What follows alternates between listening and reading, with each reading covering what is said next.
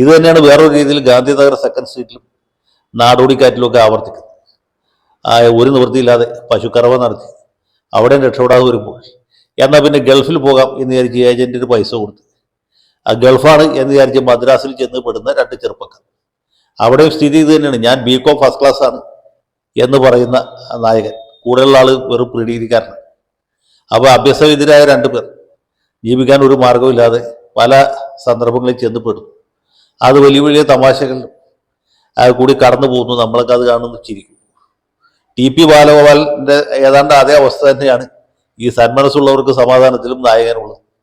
ആ 3 സഹോദരിമാരെ കല്യാണം കഴിപ്പിച്ചു കൊടുത്തു. 2 പേരെ കല്യാണം കഴിപ്പിച്ചു കൊടുത്തു. ഒരാൾ ഇനി പുരതറിഞ്ഞ് നിൽക്കുന്നു.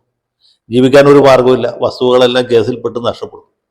അങ്ങനെ ഒരു സാഹചര്യത്തിൽ ടൗണിലുള്ള ആ വീട് വിൽക്കാൻ വേണ്ടി വരുന്നു. അപ്പോൾ ഒരു വീട് വാടകയ്ക്ക് കൊടുത്തവൻ്റെ ഈ ലാൻഡ് അല്ലെങ്കിൽ ഹൗസ് ഓണറുടെ സംഘടനകളാണ് Kerala buildings lease and rent control act.